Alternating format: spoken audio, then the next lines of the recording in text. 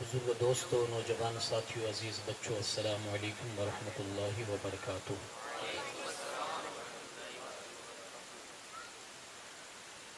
الحمد للہ رب العالمین والعاقبۃ للمتقین، والصلاة والسلام علی سید الانبیاء والمرسلین وعلی آلہ الطیبین واصحابہ الطاہرین اجمعین، اما بعد۔ اعوذ باللہ من الشیطان الرجیم، بسم اللہ الرحمن الرحیم۔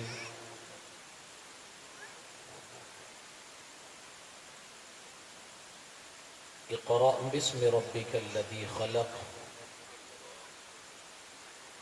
صدق اللہ العظیم وبلغنا رسولہ النبی الامین الکریم، ونحن علی ذلک لمن الشاہدین والشاکرین، والحمد للہ رب العالمین۔ انتہائی عقیدت اور احترام کے ساتھ اپنی اور ساری کائنات کے مرکزی عقیدت، کونین کی زینت، آفتاب رسالت، ماہتاب نبوت، حضور احمد مجتبی محمد ارواحنا فدا صلی اللہ تعالی علیہ وسلم کی بارگاہ بے کس پناہ میں درود پاک کا ہدیہ پیش کریں۔ اللہم صلی علی سیدنا شفیعنا نبینا مولانا محمد مبارک وسلم، صلاۃ و سلام علیک یا رسول اللہ صلی اللہ تعالی علیہ وسلم۔ آقا کریم صلی اللہ تعالی علیہ وسلم ارشاد فرماتے ہیں، جو دنیا میں مجھ پر کثرت کے ساتھ درود پڑھتا ہوگا، کل قیامت کے دن میں اس شخص کے ساتھ مصافحہ کروں گا۔ اسی شوق اور اسی جذبے کے ساتھ ایک بار اور جی لگا کر پڑھیں، اللہم صلی علی سیدنا شفیعنا نبینا مولانا محمد کما تحب و ترضی بان تصلی علیہ، صلاۃ و سلام علیک یا رسول اللہ صلی اللہ تعالی علیہ وسلم۔ حضور کے آمد کا تذکرہ اور حضور کی تشریف آوری کے وقت کے حالات کا جو منظر کسی شاعر نے اپنے اشعار میں کہا ہے، عرض کرتا ہے کہ آقا کریم صلی اللہ تعالی علیہ وسلم آپ کی جب تشریف آوری ہوئی، اس وقت عرب کے جو حالات تھے اور انسانیت کے اوپر ایک کلنگ تھی، دھبا تھی، تو اسی کی منظر کشی کرتے ہوئے شاعر کہتا ہے، جب حضور علیہ السلام اس خاکدانہ گیتی پر تشریف لائے تو آپ کے آنے سے کائنات میں کیا بہار آئی اور حالات کس طرح سے سدھرے۔ شاعر کہتا ہے، کسر باقی نہ رکھی بزم امکان جگمگانے میں، کسر باقی نہ رکھی بزم امکان جگمگانے میں، عرب میں چاند نکلا چاندنی پھیلی سارے زمانے میں، عرب میں چاند نکلا چاندنی پھیلی سارے زمانے میں، کسی شے کی تمنا ہی نہیں ہم کو زمانے میں، مدینہ لکھ دیا جائے ہمارے آب و دانہ میں۔ امیر کارواں بننا تھا ان کو نوجواں ہو کر، امیر کارواں بننا تھا ان کو نوجواں ہو کر، لڑک پن جن کا گزرا بھیڑ و بکری کے چرانے میں، اور ہرا کے غار سے شمع نبوت کی کرن پھوٹی، اجالا ہی اجالا ہو گیا ہر سو زمانے میں، اجالا ہی اجالا ہو گیا ہر سو زمانے میں۔ اتر کر ہرا سے سوئے قوم آیا، ایک نسخہ کیمیا ساتھ لایا، مس خاک کو جس نے کندن بنایا، کھرا اور کھوٹا الگ کر دکھایا، جو خود نہ تھے راہوں پہ اوروں کے ہادی بن گئے، کیا نظر تھی جس نے مردوں کو مسیحا کر دیا، کیا نظر تھی جس نے مردوں کو مسیحا کر دیا۔ ایک بار اور جی لگا کر بارگاہ رسالت میں آپ صلی اللہ علیہ وسلم میں درود پاک پڑھے، اللہ رب محمد صلی اللہ علیہ وسلم، نحن عباد محمد صلی اللہ علیہ وسلم دائما ابدا ابدا۔ حضرات، سب سے پہلی وہ آیت کریمہ جو اللہ پاک نے قرآن پاک میں ہم امت کی ہدایت کے لیے نازل فرمائی، اسی آیت کو میں نے آپ کے سامنے تلاوت کی ہے۔ آج اسی کے حوالے سے میں چند باتیں آپ کے سامنے رکھنے کی کوشش کروں گا۔ سب سے پہلے میں نبی پاک صلی اللہ علیہ وسلم کی تشریف آوری سے پہلے کے جو حالات تھے اس کی ایک تصویر آپ کے سامنے رکھوں گا، اور اس وقت جو حالات سے ہم اور آپ دو چار ہیں ان حالات کی ایک تصویر آپ کے سامنے رکھوں گا، اور ان حالات کو تبدیل کیسے کیا جا سکتا ہے، اور حضور علیہ السلام نے آ کر حالات پر کیسے کنٹرول پایا، اس چیز کو بھی آپ کے سامنے عرض کروں گا۔ ہمارے اور تمہارے آقا صلی اللہ تعالی علیہ وسلم کی تشریف آوری سے قبل کے جو حالات تھے،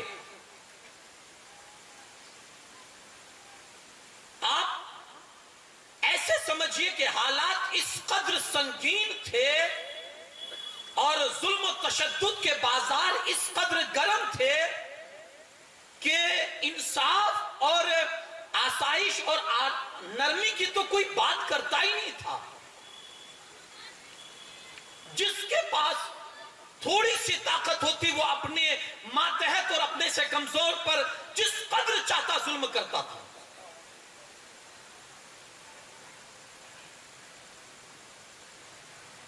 ہر طاقتور اپنے سے نیچے انسان پر جس قدر چاہتا وہ ظلم کے داستان وہ رقم کرتا تھا، جس طرح سے چاہتا انسانوں کے ساتھ اتیاچار کیا جاتا تھا۔ جس کے پاس کوئی دولت نہیں ہے، حد ہو گئی کہ اگر باپ مر جاتا تھا تو وراثت بھی اسی بیٹے کو ملتی تھی جس کے اندر طاقت زیادہ ہوتی تھی، جس کو لوٹ مار کرنے کی عادت ہوتی تھی، جو لوگوں کے سامنے کھڑے ہو کر زیادتی زیادہ کر سکتا تھا، اسی کو جائیداد ملتی تھی۔ جو بیچارہ کمزور ہوتا تھا وہ جائیداد میں سے کوئی حصہ نہیں پاتا تھا۔ بچہ ہے، عورت ہے، بیٹی ہے یا کمزور ہے، ان کا باپ کی جائیداد میں کوئی حصہ نہیں ہوا کرتا تھا۔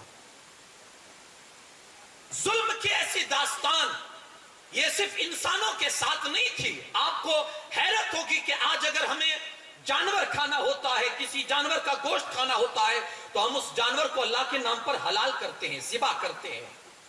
ان لوگوں کی درندگی کا حال آپ دیکھیں کہ اگر انہیں کسی جانور کا گوشت کھانا ہوتا تھا، مثال کے طور پر اگر اس کے بازو کا گوشت کھانا ہے تو جیتے جانور کے بازو میں سے تھوڑا سا گوشت کا ٹکڑا کاٹ لیتے اور اسی کو فرائی کر کے کھا لیتے تھے۔ انہیں جانوروں کی بھی اذیت اور تکلیف کا انہیں احساس نہیں تھا۔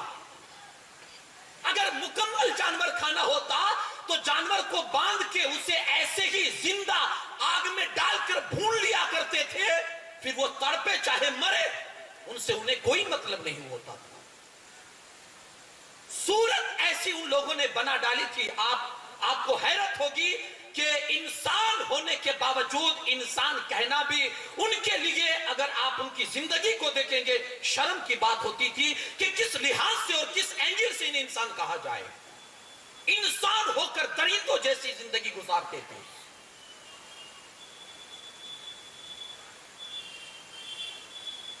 کوئی برائی ایسی نہیں تھی جو ان کے اندر نہ ہو۔ شراب کی بات کریں تو شراب کے پانی سے زیادہ استعمال شراب کا ہوتا تھا۔ حد ہو گئی۔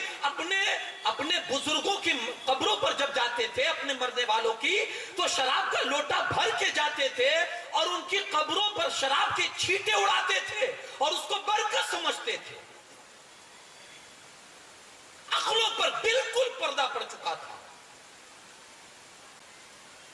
جانوروں کو کاٹ کر ان کے خون کو لے جا کر اسی خون کے چھینٹے قبروں پہ مارتے تھے اور اس کو ثواب سمجھتے تھے۔ بخیل سے بخیل انسان بھی شراب کے مسئلے میں اور شراب کے معاملے میں، دارو کے معاملے میں وہ اپنی سخاوت کا مظاہرہ کرتا تھا۔ امیر وہ سمجھا جاتا تھا جس کی دعوت میں سب سے پرانا شراب ہوتا تھا، کہ شراب جتنی زیادہ پرانی ہوتی جاتی ہے اس میں نشہ بھی اتنا زیادہ آتا جاتا ہے۔ کوئی آپ کو ملے اس وقت میں کہ جس کے گھر میں پرانے شراب کے مٹکے نہ رکھے ہو. جوئے کے عادی اس قدر تھے کہ رقم تو ہار جاتے تھے, اپنی بیویوں کو بھی جوئے میں ہار جاتے تھے, بیویوں کے سودے لگا لیتے تھے جوئے کے اندر. بت پرستی کا حال یہ تھا کہ حضرت ابراہیم اور حضرت اسماعیل علیہ السلام نے خانہ کعبہ کو اللہ کی عبادت کے لیے بنایا تھا, لیکن ان ظالموں نے اس میں جا کر اپنے اپنے نام کا اتنے بت جمع کیے کہ ایک دو نہیں, 10-15 نہیں, 360 بت اس اللہ کے پوتر گھر کے اندر انہوں نے جمع کر دیے تھے. پیٹ نہیں بھرا, اتنے سے بھی پیٹ نہیں بھرا, تو انہوں نے کیا کر لیا, ہر بندہ اپنے جیب میں اپنا ایک خدا لے کر گھومتا تھا. جہاں ضرورت پڑی نکالا اور اس کو سامنے رکھ کے اسی سے کچھ مانگ لیا, اسی کی پرستش کر لی, اسی کی پوجا کر لی. اتنے عقیدے کے کمزور اور اتنے گھٹیا عقیدے والے بن چکے تھے. سفر میں جاتے تھے تو دو دو بت کو اپنے ساتھ میں لے کر جاتے تھے. پھر یہ بھی چھوڑ دیا انہوں نے, اب بغیر بت کے جا رہے ہیں. جب کبھی ارادہ ہوا تو کسی بھی پتھر کو اٹھا لیا اور اس کو پوجنا شروع کر دیا. پھر جب روٹی بنانی ہوتی تھی اسی پتھر کا چولہا بنا کے پھر اس پر روٹی بنایا کرتے تھے. عجیب ذہنیت, عجیب مینٹالٹی, عجیب سوچ تھی ان لوگوں کی کہ کس لحاظ سے انہیں پہنچا جائے. اور غصے میں اتنے ہوتے تھے کہ اپنے خدا کو بھی نہیں بخشتے تھے. جب غصے میں آ جاتے تھے تو جس خدا کو پوجتے تھے وہ اس کو بھی گالی گلوچ کر دیتے تھے. امرؤ القیس عرب کا بہت بڑا شاعر گزرا ہے, اس کے باپ کو کسی نے مار ڈالا تو اس نے بدلہ لینے کا سوچا کہ چلو اپنے باپ کے خون کا بدلہ لیا جائے. تو اس نے کیا کیا, اپنے سامنے اپنے خدا کو رکھا اور فال نکالی, فال نامہ نکالا کہ میں اپنے باپ کے خون کا بدلہ لوں یا نہ لوں. تو فال میں نکلا کہ مت لے. تو اس نے سوچا کہ لگتا ہے ابھی یہ فال نکالنے میں مجھ سے مسٹیک ہوئی ہے, غلطی ہوئی ہے, دوبارہ نکالتا ہوں. جب اس نے دوبارہ فال نکالی تو پھر یہی جواب آیا کہ اپنے باپ کے خون کا بدلہ نہیں لے سکتا. غصے ہوا اور ایک زور سے اپنے معبود کے اوپر تھوکتا ہے اور کہتا ہے تیرا باپ مرتا تو تجھے پتا چلتا, میرے باپ کے مرنے پر مجھے انتقام سے منع کر رہا ہے. یعنی ایسی عقلیت, ایسی ذہنیت, اور اتنے سخت دل تھے کہ پتھروں جیسی زمین میں پیدا ہوئے تھے, دل بھی پتھر کے بن چکے تھے. معمولی معمولی بات پر چھڑائے جھگڑے لڑائی, اور کیسی معمولی انسان کی عقل نہ جائے وہاں. ایک جنگ ہے جنگ بسوس. کس بات پر جنگ ہوئی, 40 سال یہ جنگ چلی ہے, لیکن آپ کو یہ حیرت ہوگی سوچ کے کہ جنگ کا مدعا, جنگ ہوئی کون سی بیسک پر جنگ ہوئی تھی. آپ سوچ کے حیرت میں پڑ جائیں گے. ایک خاتون کسی کھیت کی رکھوالی کرتی تھی, ایک بندہ اونٹ چراتے چراتے وہ اونٹ اس کے کھیت میں گھس گیا. خاتون نے مار کے اسے باہر نکالا, وہ بندہ گیا اور اس نے عورت کو اتنا مارا کہ وہ زخمی ہو گئی. اس نے اپنی مدد کے لیے اپنے قبیلے والوں کو بلایا, دونوں کی مدد کرنے کے لیے دونوں کے قبیلے والے نکل گئے. چلتی رہی لڑائی, چلتی رہی لڑائی, اتنی چلی 1-2 سال نہیں, ایک اونٹ کے نکالنے پر 40 سال تک لڑائی چلی, اور اس لڑائی کے اندر 70,000 آدمی مارے گئے. اتنے پتھر دی, اتنے پتھر دی. ذرا سی بات پر لڑائیاں کرنا ان کے لیے بالکل معمولی ہوا کرتا تھا. دل کے اتنے سخت تھے کہ انسانیت نام کی کوئی چیز ان کے اندر نہیں پائی جاتی تھی. اپنے ہاتھوں سے اپنی بچیوں کو زندہ دفن کر دینا, عورتوں کے ساتھ ظلم و زیادتی کرنا, یہ تو ان کا عام شیوا تھا. اللہ کے گھر کو بھی نہیں چھوڑا. خانہ کعبہ میں آتے تھے تو بالکل ننگے ہو کر اس کا طواف کرتے تھے, بالکل ننگے ہو کر. کپڑے پہن کے آتے اور کپڑے نکال کے لٹکا دیتے اور ننگے ہو کر طواف کرتے تھے. صفا اور مروہ, جو حاجی ہے جو عمرہ کر چکے انہیں معلوم ہے صفا اور مروہ کیا ہے. قرآن میں اللہ فرماتا ہے ان الصفا والمروہ من شعائر اللہ, یہ صفا اور مروہ جو پہاڑ ہے اسے عام نہ سمجھو, اللہ کی نشانیاں ہے. لیکن ایسے پوتر پہاڑ کے اوپر یہ ظالم جا کر زنا کرتے تھے. باپ مر گیا, ماں بچ گئی, تو ماں جیسے جائیداد تقسیم ہوتی ہے بیٹوں کے اندر، ایسے ماں تقسیم ہوتی تھی اور کسی بیٹے کے نکاح میں چلی جاتی تھی. بہنوں کی کوئی عزت نہیں تھی. معاشرہ ایسا تھا کہ گالی گلوچ بالکل عام تھی. شراب پینا، کوئی ایسی برائی آپ نہیں دیکھیں گے کہ جو اس وقت عرب کے قبیلے میں نہ پائی جاتی ہو. تھک گئے تھے لوگ، انہیں پتہ ہی نہیں تھا کہ انسانیت کی زندگی کیا ہوتی ہے. ہمارے اور تمہارے آقا صلی اللہ علیہ وسلم اسی دور میں تشریف لائے. حضرت عیسیٰ علیہ السلام کے 550 سال کے بعد. یہ 550 سال کا جو عرصہ ہے، ایسا بھیانک دور تھا نا کہ لوگ انسانیت کے نام سے گھن کرتے تھے.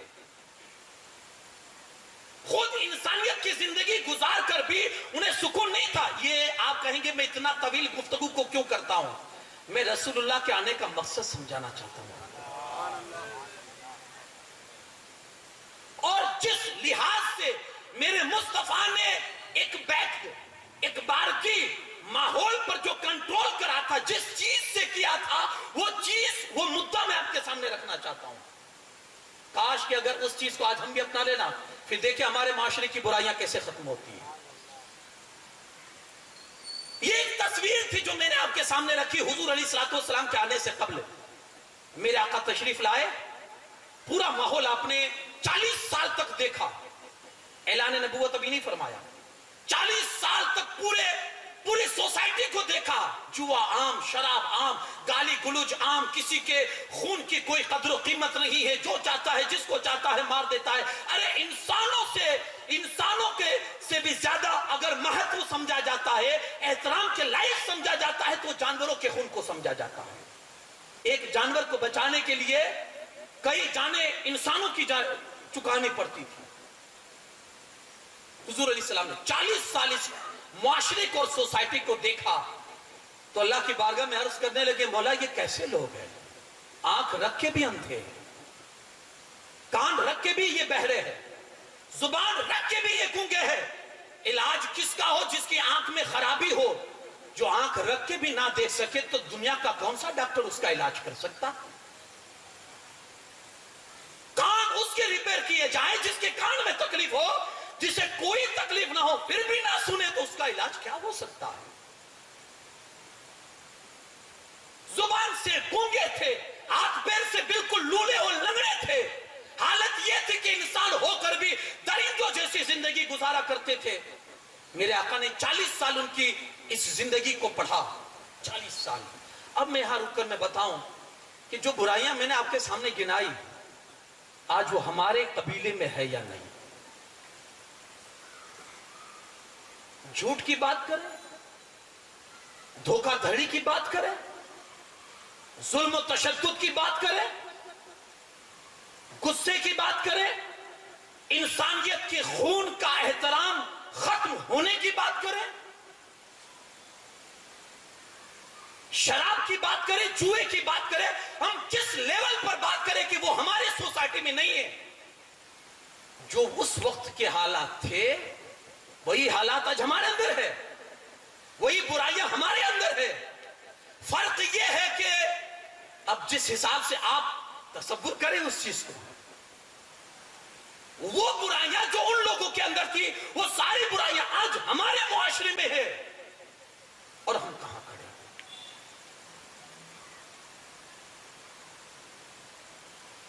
اس قدر ان کے اندر برائیوں نے وجود اور جنم لے لیا تھا کہ اللہ رب العزت اس قدر ناراض ہوا ان سے کہ باران رحمت کو روک لیا. بارش رک گئی، زمین سوکھ گئی، ندیاں سوکھ گئی، یہاں تک کہ زمین اتنی سوکھی کہ زمین میں دراڑیں پڑ گئی. لیکن وہ لوگ اپنے گناہوں سے باز نہیں آئے.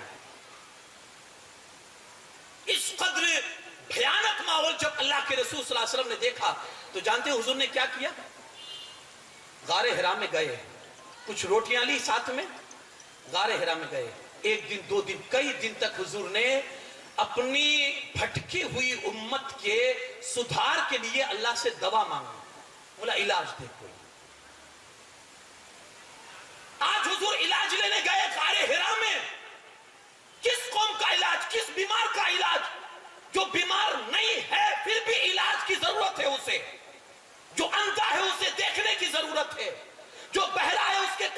سماعت کی ضرورت ہے، جو گونگا ہے اس کی زبان کو گویائی کی ضرورت ہے.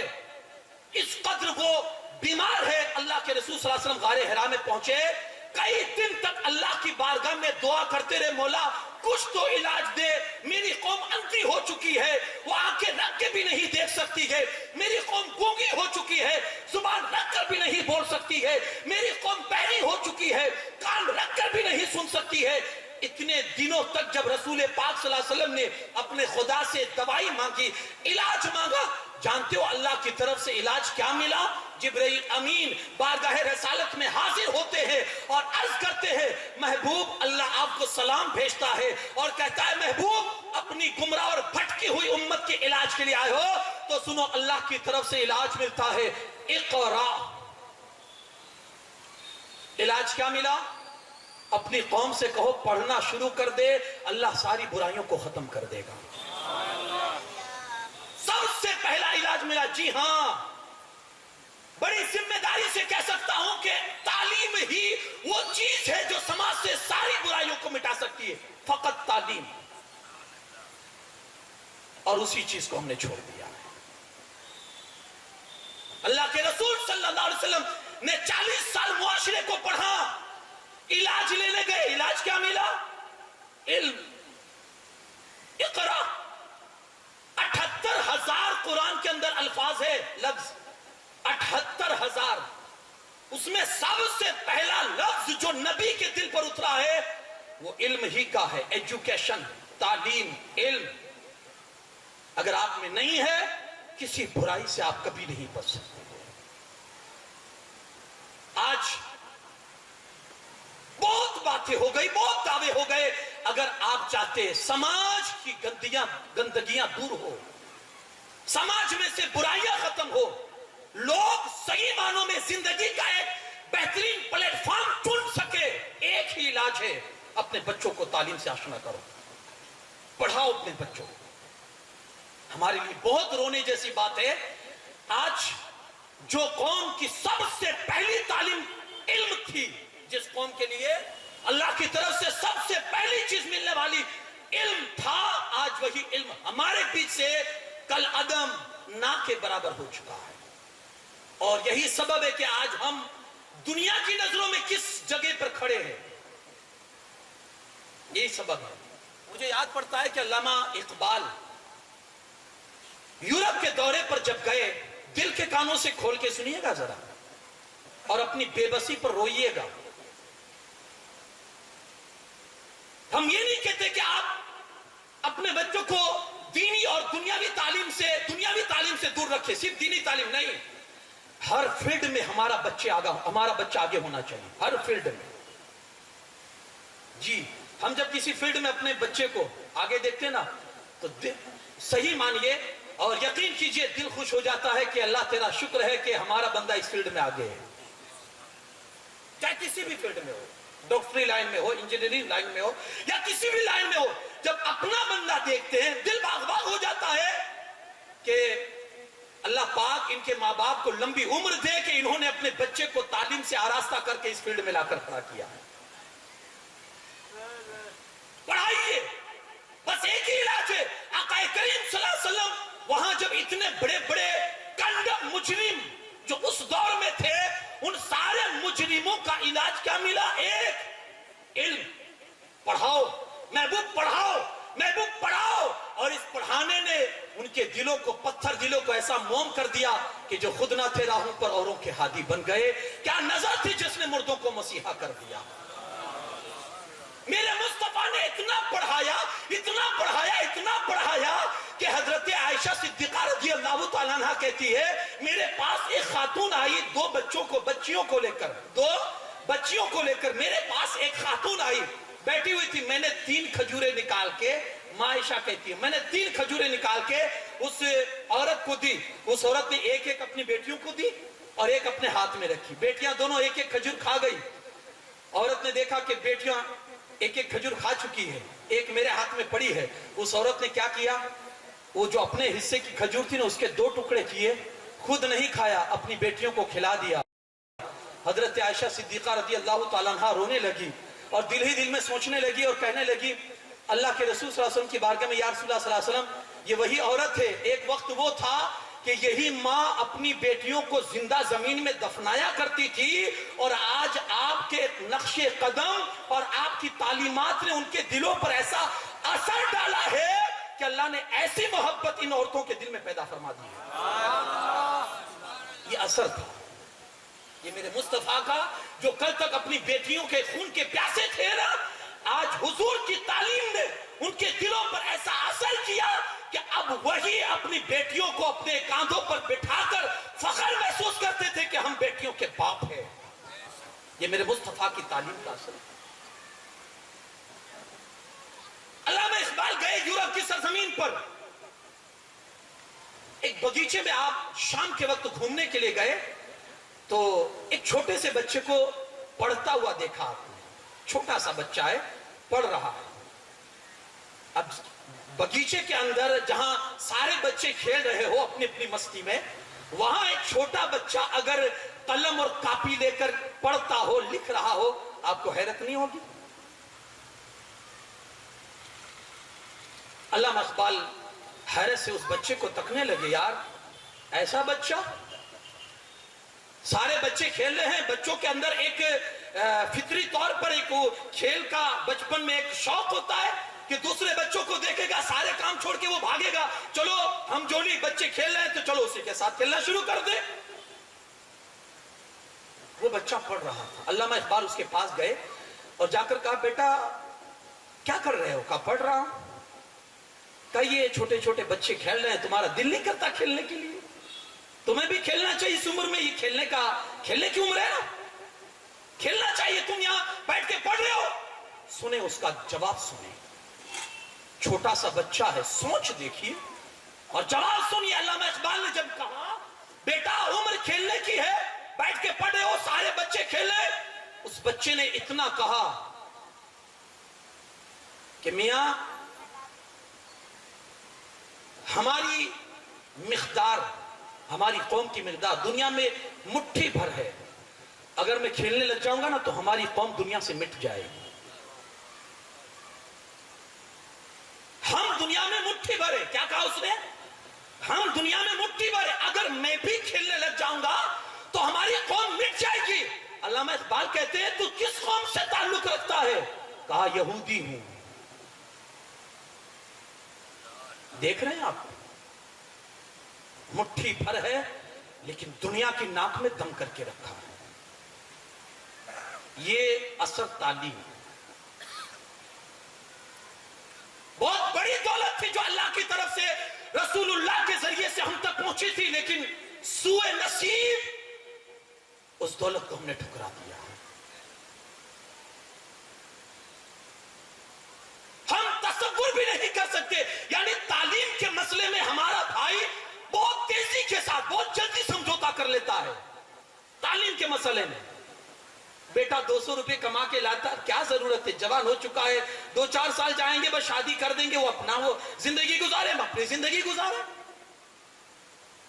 یار زندگی سب گزار لیتے ہیں، جانور بھی گزار لیتے ہیں، فرق کیا رہ جائے؟ آپ کو نہیں محسوس ہوتا کہ آج ہمارے بچوں کو تعلیم کی ضرورت ہے؟ یہ جو گلی کوچوں میں جو آوارگی کے ساتھ ہماری قوم کے چھوٹے چھوٹے بچے گھوم پھر کر زبانوں سے گندی گندی گالیاں بکتے ہیں، رونا نہیں آتا؟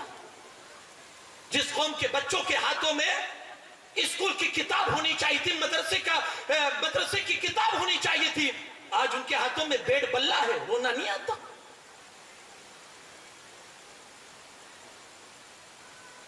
پڑھائیے، اگر چاہتے ہیں کہ اپنے بچوں کا بھوشیہ کچھ سنورے، مستقبل اچھا ہو، پڑھائیے، ایک ہی کام کیجئے، پڑھائیے، جتنا پڑھائیں گے اللہ پاک اتنا ہی آپ کی اولاد کے مستقبل کو سنوار دے گا۔ پڑھائیے۔ اور میرے آقا صلی اللہ علیہ وسلم کو سب سے پہلا جو علاج ملا اللہ کی طرف سے، اقرا، محبوب اپنی قوم کو پڑھائیے، ان کے اندر انقلاب آپ کو نظر آئے گا۔ حضور تشریف لائے، اسی قرآن کی آیتوں کے ذریعے آپ نے لوگوں کو سدھارنا شروع کیا، لوگوں کو سدھارنا شروع کیا۔ ایک وقت وہ آیا کہ جو لوگ کل تک دوسروں کے خون کے پیاسے تھے آج وہی دوسروں کی زندگیاں بچاتے نظر آ رہے ہیں. مجھے یاد پڑتا ہے حضرت عمر فاروق اعظم کی بارگاہ میں ایک بندے کو دو بھائی پکڑ کے لے کر آئے اور آ کر کہتے حضور اس نے ہمارے باپ کو مار ڈالا ہے, ہمیں بدلہ چاہیے. حضرت عمر فاروق اعظم نے اس بندے سے پوچھا تو نے اس کے باپ کو مارا ہے؟ عرض کرتے ہاں. کہا اتنا جلدی جرم قبول کر لیا؟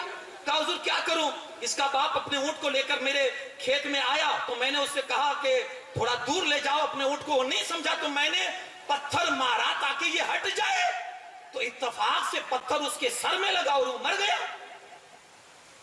میرا ارادہ مارنے کا نہیں تھا, ڈرانے کا تھا, لیکن اب وہ مر چکا ہے تو اب میں کیا کر سکتا ہوں, میں بدلہ دینے کے لیے تیار ہوں. حضرت عمر فرماتے تو جانتا ہے اس کا بدلہ کیا ہے؟ تیری گردن اڑا دی جائے گی اس کے بدلے میں. کہا حضور منظور ہے, لیکن میری ایک شرط ہے. کہا کیا؟ کہا حضور میرے بیوی بچے ہیں بیابان میں اور ان کا میرے اور اللہ کے سوا کوئی آسرا نہیں ہے, مجھے آپ اجازت دیجئے میں اپنے بیوی بچوں کو کہہ کے آؤں کہ مجھے مار دیا جائے گا, کیونکہ ان کو معلوم نہیں ہے کہ ابھی مجھے قتل کر دیا جائے گا. آپ صرف اجازت دیجئے میں بس چھوڑ کے انہیں کہہ کر بس آ جاؤں گا. حضرت عمر فاروق اعظم فرماتے ہیں کہ میں تجھے جانتا نہیں ہوں, تو کون ہے؟ یہاں جتنے لوگ بیٹھے کوئی تجھے نہیں جانتا, تیری گارنٹی کون لے گا کہ تو واپس آئے گا بھی؟ ضمانت تو کوئی ہونی چاہیے. تو چلا گیا نہیں آیا تو میں کیا کر لوں گا, اور ان دونوں بچوں کو جواب کون دے گا؟ اس نے کہا حضور یقین کیجئے میں آ جاؤں گا. کہا گارنٹی کے لیے ضمانت کے لیے کوئی بندہ اگر تیرا کھڑا کر تو میں تجھے جانے دوں گا. ساری مجلس پر سناٹا ہے, کوئی جواب نہیں. 3 مرتبہ حضرت عمر نے کہا کوئی ہے جو اس بندے کے لیے کھڑا ہو جائے اور اس کی گارنٹی لے؟ تیسری مرتبہ جب کہا کوئی کھڑا نہیں ہوا, حضرت ابو ذر غفاری, بڑھاپے کا وقت ہے, کھڑے ہو گئے. حضرت عمر سے کہتے میں ذمہ داری لیتا ہوں, اگر یہ نہیں آیا 3 دن کے بعد تو میں اس کی جگہ پر قتل ہو جاؤں گا. یاد کیجئے وہ دور کہ تھوڑی تھوڑی سی بات پر جانوروں کے لیے جو انسانوں کے خون کے پیاسے تھے, رسول اللہ نے کیسی تعلیم فرمائی تھی, کیسی تربیت فرمائی تھی کہ آج دوسرے کے لیے جس کو جانتے نہیں ہیں, پہچانتے نہیں ہیں, کوئی پہچان نہیں ہے, اس کی جان کو بچانے کے لیے اپنی جان کی بازی لگا رہے ہیں. یہ رسول اللہ کی تعلیم کا اثر تھا. کھڑے ہو گئے. حضرت عمر کہتے ہیں ابو ذر اس کو جانتے ہو؟ کہا نہیں.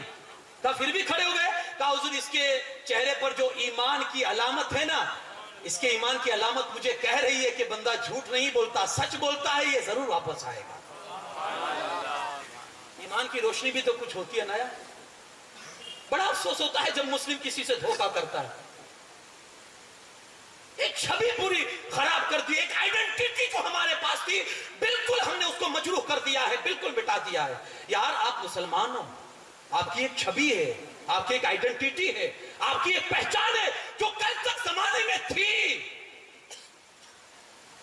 آج ہم نے مٹا دیا ہے. مر جانا لیکن دھوکہ مت کرنا.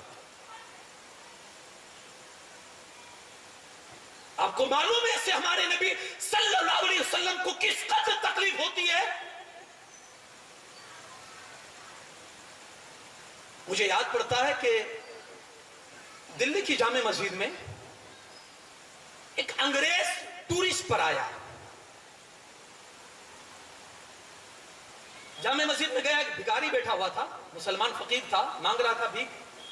تو اس انگریز نے اپنے بٹوے میں سے کچھ رقم نکالی, اس فقیر کو تھمائی اور چل دیا, اپنا راستہ لے لیا. اتفاق سے وہ بٹوا ڈالنے گیا, پاکٹ جو تھا وہ اپنے جیب میں ڈالنے گیا, نیچے گر گئی. وہ فقیر کی نظر پڑی, جب تک فقیر بلاتا کب تک وہ انگریز بہت آگے نکل چکا تھا. اس نے کیا کیا, بٹوا لے کر رکھ لیا. 4-5 سال کے بعد واپس وہی انگریز جب آیا, یہ مسلمان اس کو پہچان گئے. اس کو جا کر کہتا ہے کہ یار تمہاری ایک امانت میرے پاس ہے. کہا کیا؟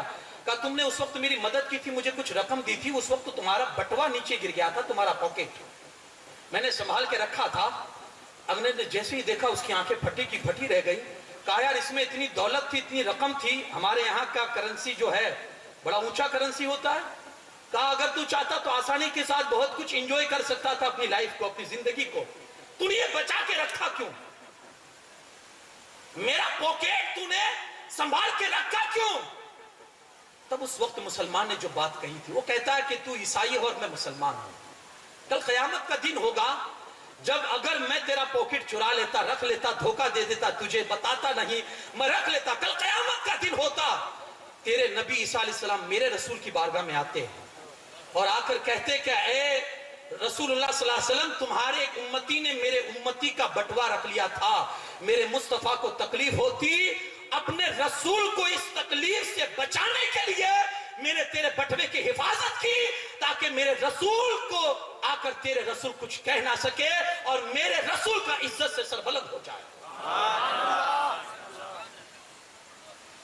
زندگی میں یہ ہمیشہ آپ خیال رکھنا کہ کبھی کسی کے ساتھ اس طرح سے اسلام کے معاملات میں کبھی کسی کے ساتھ دھوکہ دھڑی مت کرنا، رسول اللہ کا دل زخمی ہو جائے گا.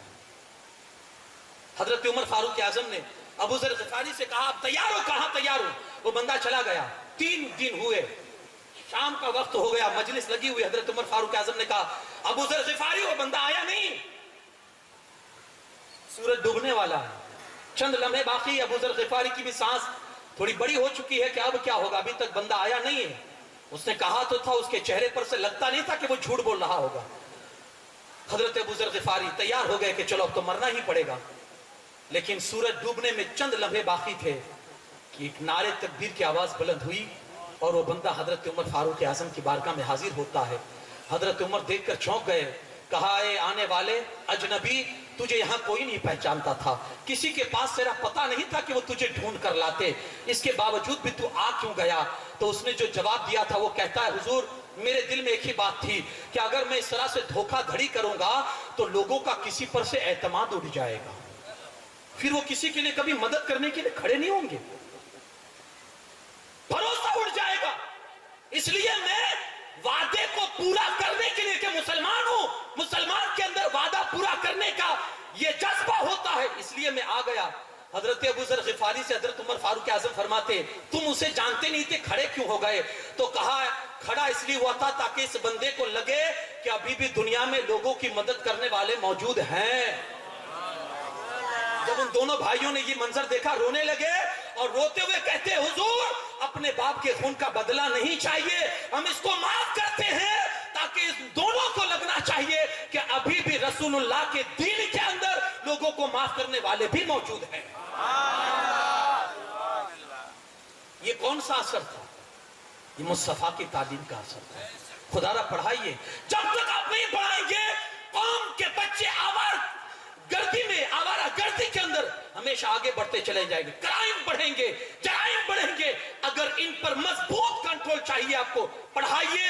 ایک ہی واحد راستہ ہے، بچوں کو جتنا تعلیم سے آراستہ کرو گے اتنے ہی آپ کے بچے آپ کے لیے آگے چل کے آنکھوں کی ٹھنڈک بنیں گے. جی ہاں پڑھائیے.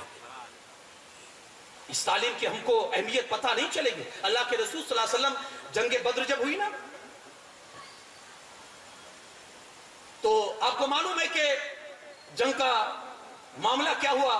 اللہ کے رسول صلی اللہ علیہ وسلم کی فوج جیت گئی، 70 مشرکین قتل ہوئے اور 70 گرفتار ہو کر مدینہ لائے گئے قیدی بنا کر. اب اللہ کے رسول صلی اللہ علیہ وسلم نے صحابہ سے مشورہ کیا کہ ان کے ساتھ کیا سلوک کیا جائے. تو حضرت ابو بکر صدیق رضی اللہ تعالیٰ عنہ نے عرض کی یا رسول اللہ صلی اللہ علیہ وسلم ان سے رقم لی جائے، ان کو چھوڑ دیا جائے. حضرت عمر سے پوچھا گیا تو کہا ان کو سب کو لائن سے کھڑا کیا جائے اور سب کی گردن اڑا دی جائے. اب سب صحابی اپنے اپنے حساب سے مشورہ دے رہے ہیں. اخیر میں ججمنٹ حضور علیہ الصلوۃ والسلام نے یہ سنایا کہ جس کے پاس رقم ہو رقم دے کر وہ چھوٹ سکتا ہے، آزاد ہو سکتا ہے. تو کچھ لوگ غریب بھی تھے جن کے پاس رقم نہیں تھی، انہوں نے کہا ہمارے پاس رقم نہیں ہے. جانتے ہیں حضور نے ان کا فدیہ کیا مقرر کیا؟ اللہ کے رسول صلی اللہ علیہ وسلم فرماتے ہیں میری قوم کے 10 بچوں کو پڑھنا لکھنا سکھا دو تم آزاد. سمجھے یار، اہمیت سمجھے علم کی. حضور دشمن کو چھوڑ رہے ہیں کس بات پہ؟ میرے بچوں کو 10 بچوں کو ایک آدمی 10 بچوں کو پڑھنا لکھنا سکھا دے، کیونکہ رسول اللہ جانتے تھے یہ بچے پڑھنا لکھنا سیکھ جائیں گے نا تو ایسے ہزاروں پر بھاری ہو جائیں گے. ہمارے بچے آج یہ جو گلیوں میں چیختے ہیں نا اس کا سبب کیا جانتے ہیں؟ اندر سے کھوکھلے ہیں. اور چیز جتنی کھوکھلی ہوتی ہے نا اتنی اس کی آواز بلند ہوتی ہے. ڈھول آپ نے دیکھا ہے نا اندر سے خالی ہوتا ہے نا اس لیے چیختا زیادہ ہے, اس کی آواز زیادہ ہوتی ہے. اتنی تعلیم دو کہ بچہ تعلیم کے وزن سے جھک جائے, خاموش ہو جائے, کیونکہ جتنی تعلیم زیادہ ہوگی نا بچے کے اندر خاموشی اتنی آئے گی. آپ کسی کے بھی کیریکٹر کو لے لیجئے, کسی بھی انسان کے, آپ کو دکھے گا جو زیادہ نالج والے ہوتے ہیں, جن کے پاس ایجوکیشن ہوتا ہے, جو گریجویٹ ہوتے ہیں, جو تعلیم یافتہ ہوتے ہیں, جو اپنے وقت کے بڑے عالم علماء ہوتے ہیں نا, ہمیشہ آپ ان کو خاموش دیکھیں گے. کیوں؟ علم کا وزن ان کو خاموش کر دیتا ہے. وہ بولتے ہیں تو تول کے بولتے ہیں, اور جب آپ علم سے خالی ہوگے نا تو پھر بولتے ہی رہیں گے. پھر مجھے ایک مثال یاد آئی, ایک آدمی نے بڑی اچھی مثال بتائی تھی کہ تعلیم یافتہ یعنی جو تعلیم کے علم کے جو ہنر سے مالا مال ہوتے ہیں, جن کے پاس علم ہوتا ہے, ان کی مثال, اور جو علم سے خالی ہوتے ہیں ان کی مثال. تو اس آدمی نے اپنے ہاتھ میں ایک 2 روپے کا سکہ لیا اور دوسرے ہاتھ میں 2000 کا نوٹ لیا. دیکھیں سنیں مجھے, ایک ہاتھ میں 2 روپے کا سکہ ہے اور ایک ہاتھ میں 2000 کا نوٹ ہے. اب اس نے یہ سوال کیا کہ اگر میں ان دونوں کو زمین پر پھینکوں تو آواز کس میں سے آئے گی؟ آواز کس میں سے آئے گی؟ لوگوں نے کہا کہ 2 روپے کے سکے سے آئے گی. کہا کیوں؟ کہا وہ چیلر ہے نا اس لیے. کیا ہے؟ تب اس آدمی نے کہا ہمیشہ چلر ہی چیختے ہیں, جو وزنی ہوتا ہے نا وہ ہمیشہ خاموش ہوتا ہے. چلر مت بناؤ اپنی اولاد کو کہ گلیوں میں چیختے رہیں. قیمتی نوٹ بناؤ کہ جس جگہ بھی وہ بیٹھ جائے تو ان کی اپنی قیمت ہو. علم پڑھاؤ, علم سکھاؤ. اللہ کے رسول صلی اللہ علیہ وسلم بیٹھے ہوئے ہیں, صحابہ کی مجلس لگی ہوئی ہے. فرشتہ موت کا آتا ہے اور آ کر کہتا ہے یا رسول اللہ صلی اللہ علیہ وسلم آپ کے بغل میں جو بیٹھے ہیں نا ابھی چند لمحوں کے مہمان ہیں, ابھی ان کو موت آ جائے گی. وہ فرشتہ آ کر کہہ کر چلے گئے. اللہ کے رسول صلی اللہ علیہ وسلم نے اس صحابی سے کہہ دیا کہ تمہاری زندگی کے چند لمحے باقی ہے, جو چاہو تو کر لو, کیونکہ ابھی مغرب کے وقت تم انتقال کر جاؤ گے. اب انہوں نے کیا کیا سنیں. ہم ہوتے تو کیا کرتے, اور وہ صحابہ کا اپنا حضور کی ایک تربیت تھی.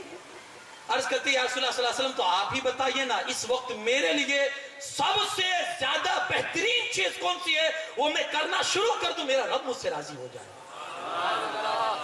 جانتے ہیں حضور علیہ السلام نے کیا فرمایا؟ اللہ کے رسول صلی اللہ علیہ وسلم فرماتے جب مجھے سے پوچھ رہا ہے تو میں تو یہی مشورہ دوں گا, علم حاصل کرنا شروع کر دے. اللہ کے یہاں اس کا اتنا بڑا مقام ہے, اس سے بہتر کوئی علم ہو ہی نہیں سکتا اور اس سے بہتر کوئی تعلیم ہو ہی نہیں سکتا. پڑھنا شروع کر دے. عبادت سب سے اللہ کے یہاں بہترین کوئی عبادت ہے علم کا. پڑھنا شروع کر دے, یہاں سے علم پڑھتا جائے گا, قبر میں جائے گا, اللہ وہاں بھی تجھے علم کی دولت سے مالا مال کر دے گا. پڑھاؤ پڑھاؤ. اگر یہ بچے آپ کے کورے رہ گئے نا کہیں کل آپ ان کی بد دعا کے شکار نہ ہو جائے. مجھے آپ بات بتائیے, میں نارملی سب سے بات پوچھتا ہوں یہ کہ جن آدمیوں کو, جن بھائیوں کو نماز پڑھنی نہیں آتی, وہ مسجد میں جاتے ہیں تو اب پڑھنی نہیں آتی تو وہ کیا کرتے ہیں, دیکھا دیکھی. اور یہ بہت سارے لوگوں کے ساتھ یہ مسئلہ ہوتا ہوگا. نہیں آتی تو کیا کرتے, کچھ تو کیا کرتے, نیت مان کے اللہ اللہ اللہ اللہ, کیونکہ پڑھنا نہیں آتا تو کیا کریں گے. دل پہ ہاتھ رکھ کے بتائیں, کیا ان کے دل میں کبھی ایسا نہیں ہوتا ہوگا کہ کاش میرا باپ مجھے نماز سکھا دیتا تو آج ان لوگوں کے سامنے مجھے شرمندہ ہونا نہیں پڑتا. ہوتا ہوگا نا ان لوگوں کے دل میں. یہی بد دعا کے شکار آپ کیوں ہونا چاہتے ہیں؟ کیوں نہیں سکھاتے اپنی اولاد کو نماز؟ آپ بھی یہی چاہتے ہیں کہ آپ کا جنازہ پڑا ہو, بیٹا باہر کھڑے رہ کر انتظار کرتا ہو کہ باپ کی نماز جنازہ کب ختم ہو, اس کے بعد اس کو دفنایا جائے. تو یہاں تو ایسا ہی ہو گیا نا کہ مرے تھے جس کے لیے وہ تو رہ گئے وضو کرتے. ہماری نماز جنازہ پڑھی غیروں نے, ہماری نماز جنازہ پڑھی غیروں نے, مرے تھے جس کے لیے وہ تو رہ گئے وضو کرتے. آپ بھی یہی چاہتے ہیں, بیٹا باہر کھڑے رہ کے انتظار. کم سے کم یار اتنا تو دین سکھا دو, اتنا تو دین سکھا دو کہ وہ اپنے لحاظ سے اپنی مکمل عبادت تو کر سکے.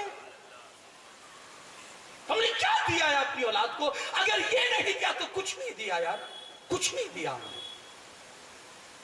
جو ہمارے جنازے پر کھڑے رہ کر ہمارے لیے دعائے مغفرت نہ کر سکے تو ہم نے کیا دیا ہے اسے. ایک ڈاکٹر اپنے باپ کی قبر پر جب اس کے باپ کو دفنا دیا گیا تو دھاڑے مار مار کے رونے لگا. لوگوں نے کہا یار اب تو چپ ہو جا رونا, اب تو بند کر دے یار, ڈاکٹر ہو کر مائنڈیڈ آدمی ہو کر اتنا رو رہے ہو. ڈاکٹر نے کہا رونا باپ کے مرنے پر نہیں آتا, رونا اس پر آتا ہے کہ باپ نے ڈاکٹر تو بنا دیا لیکن قبر پہ آنے کے بعد کیا پڑھنا چاہیے باپ نے زندگی میں نہیں بتایا. اگر قبر میں رونا ہے آپ کو تو پھر تیار رہیے کہ بچہ قبر پر آ کر صحیح معنوں میں سلام نہ کر سکے آپ کو. تو پھر آپ نے کیا دیا اپنی اولاد کو یار. سب کچھ کیا ہم نے, کوئی کمی نہیں رکھی ان کی فیسلٹیز میں, ان کی سہولتوں کے لیے کوئی کمی نہیں. میں نے جمعہ کی تقریر میں بات کہی تھی, پرندے ہیں نا پرندے اپنے بچوں کو اڑنا سکھاتے ہیں. پرندے اپنے بچوں کو اڑنا سکھاتے ہیں, ان کے لیے مکان بنا کر نہیں دیتے کیونکہ انہیں معلوم ہے اڑنا آ جائے گا تو خود بخود مکان بنا لیں گے. اور ہم کیا کرتے ہیں, مکان ہی میں رہ جاتے ہیں, اڑنا سکھاتے ہی نہیں کہ بیچارے کو اڑنا آئے. اڑنا سکھاتے ہی نہیں ہے. اڑنا کون سکھاتا ہے, دوسرا سکھاتا ہے تو بچہ پھر ہمارے سامنے اڑتا ہے.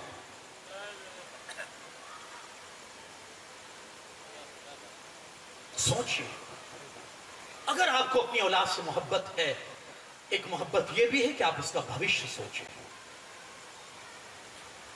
کہ آپ اس کو کیا دے رہے ہیں, اپنی زندگی میں آپ نے اس کو کیا دیا. اللہ کے رسول صلی اللہ علیہ وسلم نے اپنی قوم کی جو ہدایت کے لیے حضور اللہ سے جو سامان مانگنے گئے تھے, سب سے پہلا سامان جو ملا تھا وہ یہی تھا. میرے بھائیوں, اپنی اولاد کو اتنی علم میں اتنا مضبوط بنا دو کہ دنیا کا کوئی بھی انسان ان کے ایمان کا سودا نہ کر سکے. آج آپ دیکھیں نا, ہمارے ہر موقع پر ہمارے بھائیوں کے ہاتھ میں اب تو موبائل ہے نا, ہر جگہ پر دیکھو آج ایمان کے لٹیرے بیٹھے ہوئے ہیں. بس ذرا سا موقع ملا ایمان لوٹیا. اور ہمارے بھائی پھر وہ سوچتے بھی نہیں ہیں, ارے بھائی اللہ رسول کی بات کرتے یار, یہ جھوٹے تھوڑی ہو سکتے, اللہ رسول کی بات کر رہے ہو. جی ہاں, اللہ رسول کے نام پر بھی دھوکے دیے جاتے ہیں. محمد ابن سیرین کا نام آپ نے سنا ہوگا, تعبیر و رویا, خوابوں کی تعبیر بیان کرنے میں جو آپ کی کتاب ہے محمد ابن سیرین. دو بندے ان کی بارگاہ میں آئے اور آ کر کہتے ہیں حضور ہم آپ کے سامنے قرآن پڑھنا چاہتے ہیں. آپ نے کہا چپ. کہا حضور حدیث سے سن لو. کہا خاموش. کہا حضور ایک حدیث. کہا جاتے ہو یا میں اٹھ کے چلا جاؤں. وہ لوگ مجبور ہو کر چلے گئے. کسی نے کہا حضور قرآن کی آیت سننے سے آپ کو اتنی نفرت ہے, حدیث سننے سے آپ کو اتنی الرجی ہے. کہا الرجی قرآن اور حدیث سے نہیں ہے, الرجی ان کے عقیدوں سے ہے جو ان کے دلوں میں پنپتے ہیں. کہا حضور اللہ کی آیت ہی تھی, سن لیتے کیا چاہتا. کہا اگر وہ آیت سناتا اور اپنی تشریح اور اپنی منمانی اس میں مجھے کچھ بتا دیتا اور میرے دل کو چھو جاتی, مجھے ڈر تھا کہ کہیں میرا ایمان برباد نہ ہو جائے. محمد ابن سیرین اتنا ڈرے اور ہمارا بھائی شیعہ کو اطمینان سے سن رہا ہے, وہابی کو اطمینان سے سن رہا ہے, اہل حدیث کو اطمینان سے سن رہا ہے. ارے ہمارا ایمان بہت مضبوط ہے, ارے بس ایسے سنتے ہیں, اس کی بات اچھی لگتی ہے. میرے بھائی کبھی کبھی چاندی کے ورق میں نجاست بھی ہو سکتی ہے. ہمیشہ یہی مت سوچو کہ چاندی کے ورق میں مٹھائی ہوگی. یار آپ کے پاس سننے کے لیے اہل سنت اور جماعت کے لوگ نہیں ہیں کیا؟ آپ دوسروں کے دروازے کھٹکھٹاتے ہیں. کیا کمی ہے ہمارے اندر؟ کس عقیدے کو تلاش کرتے ہیں ان کے اندر؟ حضرت عمر فاروق اعظم رضی اللہ تعالیٰ عنہ آقا کریم کی بارگاہ میں بیٹھے ہیں اور تورات کے نسخے پڑھ رہے ہیں. تورات کے, وہ تورات جس میں یہودیوں نے تبدیلی کر دی تھی, بدل دیا تھا سب کچھ اللہ کے احکامات کو اپنی منمانی کر کے. حضرت عمر پڑھ رہے ہیں, اللہ کے رسول صلی اللہ علیہ وسلم ناراض ہو رہے ہیں, چہرہ لال ہو رہا ہے. حضرت ابوبکر صدیق آئے, حضور کے چہرے کو دیکھا کہ سرخ ہو رہا ہے تو حضرت ابوبکر کو ڈانٹا, عمر کو ڈانٹا. عمر بند کر, کیا کر رہا ہے؟ کہا کیوں؟ کہا حضور کے چہرے کو تو دیکھ, ناراض ہو رہے ہیں, چہرہ لال ہو چکا ہے. حضرت عمر نے دیکھا تو معافی مانگنے لگے کہ حضور میں اللہ کے رب ہونے پر اور آپ کے رسول ہونے پر اور دین کے اسلام ہونے پر ہم راضی ہیں. تب میرے مصطفیٰ نے یہ جملہ کہا تھا, عمر ہماری شریعت میں کیا نہیں ہے جو یہودیوں کی شریعت میں ڈھونڈ رہے ہو؟ کیا نہیں ہے آپ کے پاس جو ان بد عقیدوں کے پاس جا کر لے رہے ہو؟ حضرت عمر کے ایمان سے زیادہ آپ کا ایمان مضبوط ہے؟ میرے آقا فرماتے ہیں کہ عمر کا ایمان اتنا مضبوط ہے کہ ترازو کے ایک پلڑے میں اگر عمر کے ایمان کو اور دوسرے میں ساری کائنات کے ایمان کو رکھا جائے، عمر کا ایمان بھاری ہوگا۔ میرے آقا نے ان کو بند کروا دیا، ہم کس کھیت کی مولی ہے بھائی؟ اتنا مضبوط عقیدہ کر دو ایمان میں، اور عقیدے میں اپنی اولاد کو اتنا مضبوط کر دو کہ پھر دنیا کی کوئی طاقت انہیں ڈگمگا نہ سکے۔ ایک بات عرض کروں اور پھر وقت گنجائش دے گا تو آگے گفتگو کروں گا۔ ایک یہودی کسی مسلمان کے علاقے میں دیہات میں پہنچ گیا، جب وہاں گیا تو اس کے دل میں آیا کہ چلو نا یہاں کے لوگوں کے اندر شک پیدا کرے۔ ان کی زندگی کا مقصد یہ ہوتا ہے کہ لوگوں کو شک میں رکھو۔ گیا، سب سے پہلی ملاقات ہوئی اس کے ایک چرواہے سے، بکریاں چرانے والے سے۔ گاؤں میں انٹر ہوا تو چرواہا مل گیا، السلام علیکم، وعلیکم السلام، بات چیت ہوئی۔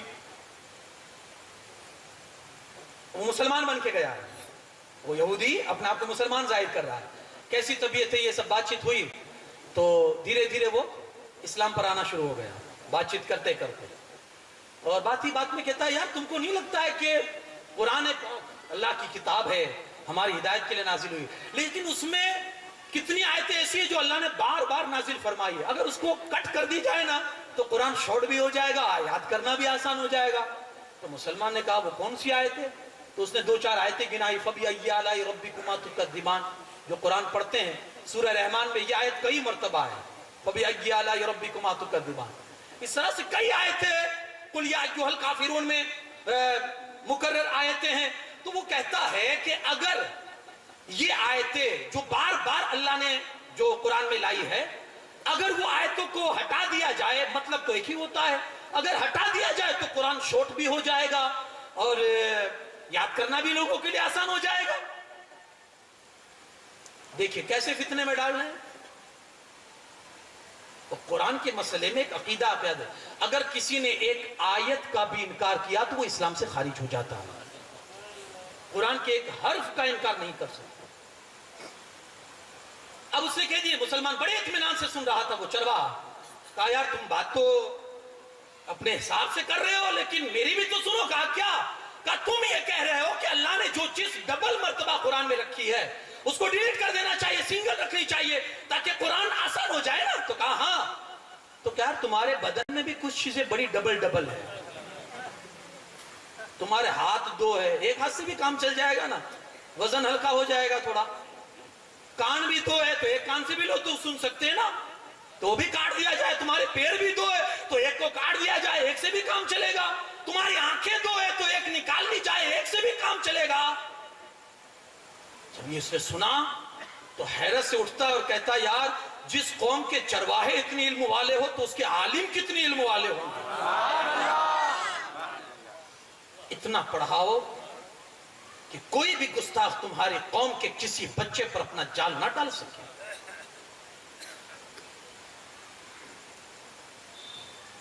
ایک ہی واحد علاج، پڑھاؤ۔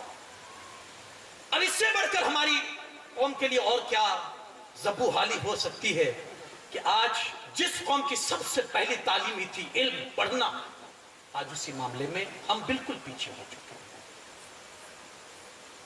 خدا را اس میدان میں آگے آئیے اور اس قدر آپ تعلیم اپنی اولاد کو دیجیے کہ پھر وہ اپنا ایمان بھی بچا سکے، اپنا بھوشیہ بھی سدھار سکے۔ اور سب سے پہلے ایک چیز ضرور یہ کہوں گا، آپ کچھ بھی بنائیے اپنی اولاد کو، جتنی آپ تعلیم دلوا سکتے ہیں آپ تعلیم دلوائیے، لیکن سب سے پہلے انہیں مسلمان بنائیے، سب سے پہلے انہیں مسلمان بنائیے۔ تربیت بہت ضروری ہے، آپ یہ سمجھ کے انہیں نہ چھوڑ دیں ابھی بچہ ہے، ابھی کون سے اس نے جوانی کی گل دیکھے، نہیں میرے بھائی، بچپن ہی سے تربیت کا آغاز ہوتا ہے، بچپن ہی سے۔ آپ جب تعلیم سے انہیں گورا رکھیں گے نا تو پھر یہ اندھی عقیدتوں میں پڑ جائیں گے اور ان کے عقیدے کا کوئی معیار نہیں ہوگا، پھر یہ جہاں بھی چاہیں گے اپنے عقیدے بیچتے نظر آئیں گے۔ خدا ان کو تعلیم دیجیے۔ انہیں مت گورا رکھیے، ورنہ یہ ہر جگہ پر اپنی عقیدتوں کے سوداگر بن جائیں گے، ہر جگہ پر. اور آج ہی ہو رہا ہمارے ساتھ.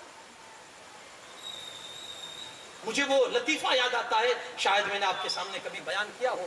یہ ہنسی کی بات نہیں ہے لیکن اس میں ہمارے لیے عبرت ہے کہ ایک کمبھار گدھا بیچ رہا تھا اپنا. بادشاہ کی سواری وہاں سے گزری تو دیکھا کہ گدھا بیچ رہا ہے. کہا کتنے میں بیچ رہے ہو؟ کہا 50,000 میں. کہا یہ بوڑھا گدھا جس کی کوئی ویلیو نہیں ہے، جو کام کے لائق نہیں ہے، تو 50,000 میں بیچ رہے ہو؟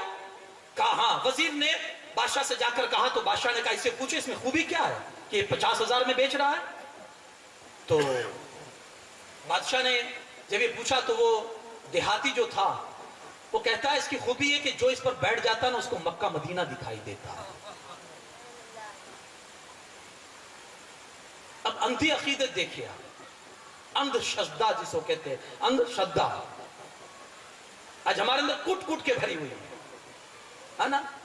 ہم تو اپنے بھائیوں کے حوالے سے بھی اس معاملے میں بہت کمزور ہو چکے ہیں، ہے نا. وہاں یہ دکھ رہے تھے تو وہاں وہ ہو رہا تھا، تو وہاں میں کھل کے نہیں بولنا چاہتا ہوں. آپ عقل سلیم اللہ نے آپ کو دیا، آپ سمجھ سکتے ہیں، لیکن یار اتنی آپ کی عقل مر چکی ہے. آخر کیا ضرورت ہے کسی ولی کو آپ کو آ کر دکھانا؟ ولی کرامت کو ظاہر نہیں کرتے، ولی کرامتوں کو چھپاتے ہیں. یہ اللہ ہوتا ہے کہ ان کے مرتبوں کو اس طرح سے ظاہر فرما دیتا ہے. کوئی ولی اپنی کرامت ظاہر نہیں کرتا. تو اس نے کہا اس کی خاصیت ہے جو بھی بیٹھتا ہے اسے مکہ مدینہ دکھائی دیتا ہے. تو بادشاہ نے کہا اگر تو سچا ہے تو میں تجھے 50,000 بھی دوں گا اور انعام بھی دوں گا، لیکن اگر جھوٹا ہوا نا تو گردن اڑا دوں گا. اب وزیر کو بادشاہ نے کہا پہلے تو ٹرائی کر. وزیر بیٹھا، جیسے بیٹھنے لگا نا تو وزیر کے کان میں جا کر کہتا ہے کہ جو گنہگار ہوتا ہے نا اس کو نہیں دکھائی دیتا. جو گنہگار ہوتا ہے نا، اب اپنے آپ کو گنہگار کون بنائے گا؟ وزیر جیسے بیٹھا، بادشاہ نے پوچھا کیا دکھائی دیتا ہے؟ تو کہا الحمدللہ مکہ مدینہ دکھائی دیتا ہے. کیونکہ اب اپنے آپ کو گنہگار تو نہیں کہہ سکتا تھا کہ میں گنہگار ہوں. بادشاہ نے کہا ہٹ، تو مجھے بیٹھنے دے، میں بھی ٹرائی کرتا ہوں. بادشاہ بیٹھ گیا. بادشاہ بیٹھنے کے لیے جیسے قریب ہوا، واپس اس دیہاتی نے جا کر کہا بادشاہ سلامت، جو گنہگار آدمی ہوتا ہے اسے نہیں دکھائی دیتا ہے. اب بھلا بادشاہ جب وزیر نے اپنے آپ کو ظاہر نہیں کیا تو بادشاہ اپنے آپ کو کیسے گنہگار ظاہر کرے گا؟ تو بادشاہ جیسے بیٹھا نا، بادشاہ کہتا وزیر تو بھی کچا ہے، تجھے صرف مکہ مدینہ دکھائی دے رہے تھے، مجھے تو مکہ مدینہ اور جنت بھی دکھائی دے رہی ہے. اب کیا تھا؟ لوگ ٹوٹ پڑے بادشاہ کے ساتھ. کوئی اس کے بالوں کو کھینچ رہا ہے، کوئی چمڑی کو کھینچ رہا ہے گدھے کی. بیچارہ وہی گدھے کو آدھا کر دی. تبرک جو ہے یہ آنکھی عقیدت، اور یہی ہمارے ساتھ ہو رہا ہے. کیوں؟ علم کی کمی. علم نہیں ہے، اس لیے آپ ہر جگہ اپنی عقیدتوں کو بیچ رہے ہیں. اور آپ کی عقیدت اتنی کمزور ہو چکی ہے کہ ہر کوئی آپ کے ساتھ کھلواڑ کر رہا. کبھی دین کے مسئلے میں، کبھی آپ کی عقیدتوں کو لے کر، کبھی آپ کے بھولے پن کو لے کر، ہر کوئی آپ کو آپ کے ساتھ کھلواڑ کر رہا. خدا را علم سیکھیے اگر چاہتے ہیں کہ دنیا میں سرخ روئی کے ساتھ آپ جیے اور سرخ روئی کے ساتھ آپ دنیا میں جی کر اپنا کوئی مقام بنا سکے. اگر علم نہیں ہے تو پھر ایسے ہی در بدر کی ٹھوکریں ہمارا مقدر رہے گی اور اسی طرح سے ذلیل اور خوار ہو کر ہم زندگی گزارتے ہیں. اگر چاہتے ہیں سماج کی گندگیاں دور ہو، علم کو عام کرو، مدرسوں کو عام کرو، کالجز کو عام کرو. ہمارے لیے یہ ساری چیزیں ہمارے پاس سب کچھ ہے کھانے کے لیے، اگر نہیں ہے تو ہمارے پاس علم نہیں. تو کسی نے بڑی پیاری بات کہی تھی کہ جس قوم کے اندر جوتے بڑے بڑے کانچ کے شو روم میں بکتے ہو اور کتابیں فٹ پاتھ پہ بکتی ہو، اس قوم کو کتابوں سے زیادہ جوتوں کی ضرورت ہے. ہوش کے ناخن لیجئے، پڑھیے اور پڑھائیے. پڑھنے کی کوئی عمر نہیں ہوتی ہے. صحابہ کرام میں جب رسول اللہ صلی اللہ علیہ وسلم نے اپنا مدرسہ شروع کیا تھا نا تو 100 سال کے اوپر صحابہ بھی اس میں بیٹھ کر رسول اللہ کے سامنے علم حاصل کر رہے تھے. اور زمانے نے دیکھا کہ وہی لوگ جو کل تک خود کی زندگی صحیح معنوں میں نہیں گزار سکتے تھے، رسول اللہ نے قرآن کے ذریعے سے ان کو ایسا آراستہ کیا، ان کی ایسی تربیت فرمائی کہ آج وہی ہمارے لیے رہبر اور رہنما بن چکے ہیں. اللہ پاک کہنے سننے سے زیادہ عمل کی توفیق عطا فرمائے. وآخر دعوانا ان الحمدللہ رب العالمین. السلام علیکم.